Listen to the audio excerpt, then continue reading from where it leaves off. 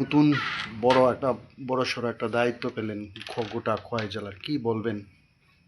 নমস্কার, আমি আপনাদের চ্যানেলকে প্রথমে ধন্যবাদ জানাই। এটা নতুন দায়িত্ব, ঠিক আছে। আজকে মাননীয় প্রদেশ সভাপতি কর্তৃক এটা ঘোষণা হয়েছে, খোয়াই জেলার নতুন জেলা সভাপতি হিসাবে ভারতীয় জনতা পার্টি। এটা একটা বহমান প্রক্রিয়া আমাদের পার্টিতে। আমার আগে যিনি ছিলেন শ্রদ্ধেয় বিনোদ দেববর্মা মহোদয়, ওনারও রাজনৈতিক অভিজ্ঞতা আছে। আগামী দিন খোয়াই জেলাকে রাজনৈতিকভাবে ভারতীয় জনতা পার্টির সশক্ত করবার জন্যে আমি বিনোদার পরামর্শ নিয়ে চলব। আমাদের জেলাতে আছেন মাননীয় মন্ত্রী বিকাশ দা, আছেন কল্যাণী দিদি, এবং আমাদের প্রাক্তন জেলা সভাপতি পিনাকি দাস চৌধুরী, এবং সমগ্র মণ্ডল সভাপতি সহ যারা কার্যকর্তা দায়িত্বপূর্ণ এবং যারা অভিভাবক আমাদের এই জেলায় সংগঠনের দায়িত্বে ছিলেন, সবার পরামর্শ নিয়ে কাজ করব।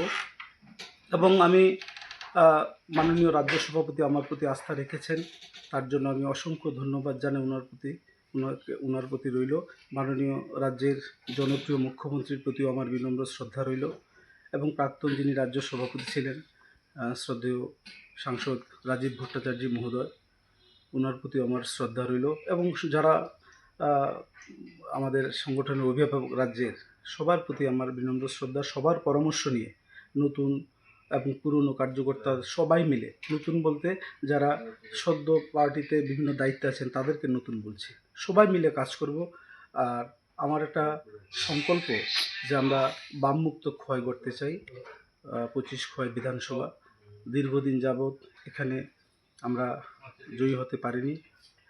রাজ্য রাজনীতির সমস্ত সুবিধা আমরা আমাদের কার্যকর্তাদের দেওয়ার চেষ্টা করছি, কিন্তু খোয়াইকে মুক্ত করতে চাই। আগামী দিনে এই লক্ষ্য এবং সামগ্রিকভাবে জাতি উপজাতি সমস্ত অংশের মানুষকে নিয়ে ভারতীয় জনতা পার্টির পতাকা তলে সামিল করব। ভারতীয় জনতা পার্টির নীতি আদর্শকে দিক দিগন্তে ছড়িয়ে দেওয়ার জন্য সবার সাথে আমিও একজন সাধারণ কর্মী হিসাবে কাজ করব। আমরা আপনাদেরও আশীর্বাদ চাই, এবং আপনাদের মধ্য দিয়ে সমস্ত খোয়াই জেলার যারা আমাদের অভিভাবক কার্যকর্তা, সবার পরামর্শ, বড়দের আশীর্বাদ নিয়ে আমি এই দায়িত্ব পালন করতে চাই। ধন্যবাদ। নমস্কার।